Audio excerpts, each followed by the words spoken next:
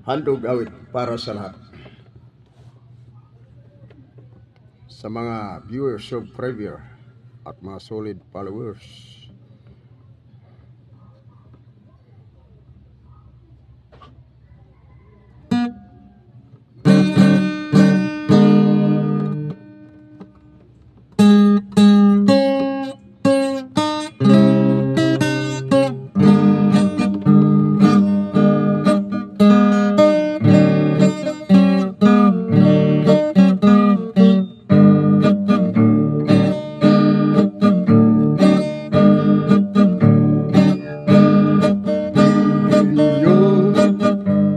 Kabayan ko, ang awit na ito ay may lamang mensahe sa lahat. Tayo ay gumawa ng mabuti upang ang bawat isa ay aanin ng mabuti.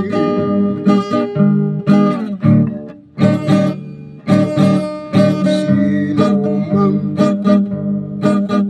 magsamantala sa mga dukha ay ang Diyos ang siyang pinagsamantalahan. Igalang natin ang batas sa lupa upang ang batas sa langit ay ginalang na rin.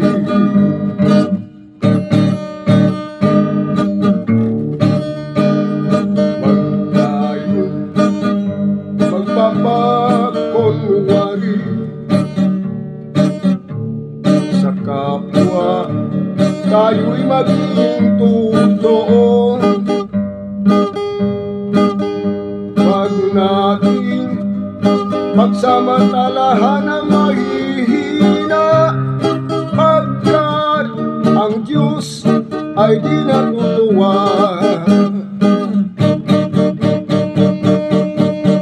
Sino mang magpagsamantala ay magbago na upang tayo'y pagpalain, pagpapalang buhay na walang hanggan ay makakamtan ng namumuhay sa katotohanan.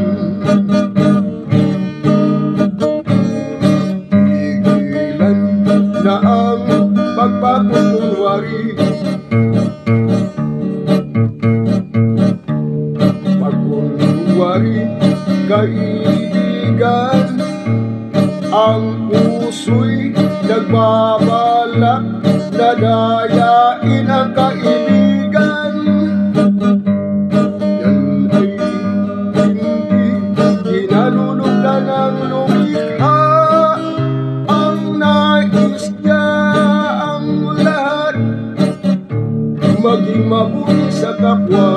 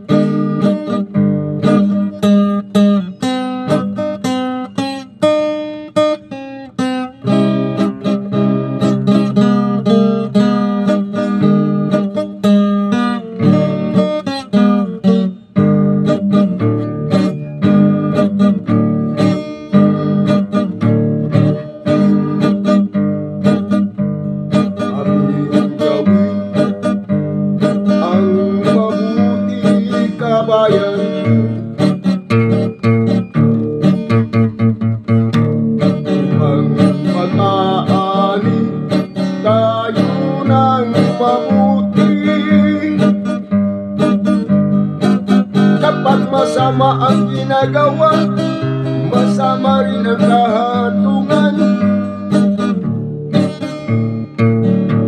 Tayo'y parurusahan.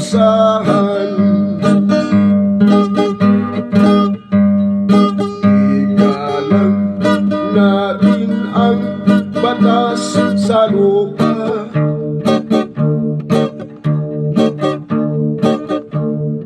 Nang iginagalang na rin natin ang lumikha. Upang makamtan ang pangako, buhay walang hanggan ang ating patutunguhan. Huwag natin pagsamantalahan ang mga mahihina. Karunungan ng sanlibutan ito'y itakwil na. Huwag gamitin sa pangdaraya upang ang lumikha sa atin ay matutuwa. Saan patutunguhan ang manggagawa ng masama? Mababasa natin sa banal na kasulatan, ang Revelation 21:8 ay nagbabala. Ngunit sa mga duwag hindi mananampalataya, ang kahantungan, kaparusahang walang hanggan. Huwag tayong padalos-dalos, magdesisyon upang di mauwi sa konsumisyon. Ang nagtitiwala sa atin ng lubusan, huwag nating pagsasamantalahan. Oras na lamang tayo'y biging kaibigan. Tayo ay kanila ng lalayuan, dahil hindi tayo magkatutuhanan pagkat tayo'y nagsasamantala.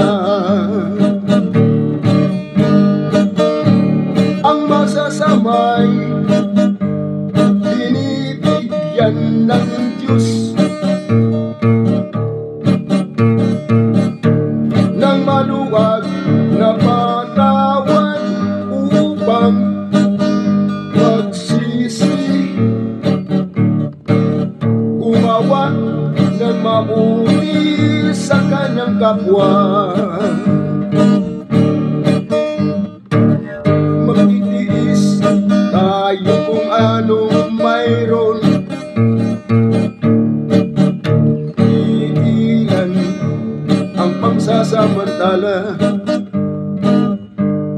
upang di mapabilang doon sa inihanda ng Diyos na hukuman. Dito sa lupa'y mayroong hukuman. Kung di ka man mahuli sa Diyos ay huling-huli ka, pagkat siya lang ang nagsusubaybay sa bawat iniisip. Kung ano man magbago na lahat, ang lahat na gumagawa ng mga hindi tama upang makamtan ay walang hanggan.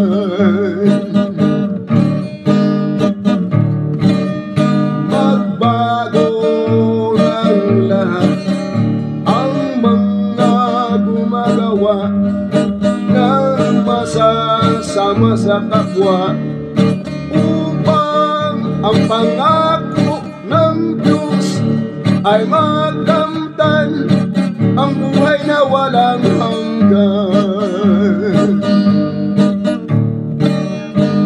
Upang ang pangako ng Diyos ay makamtan, ang buhay na walang hanggan.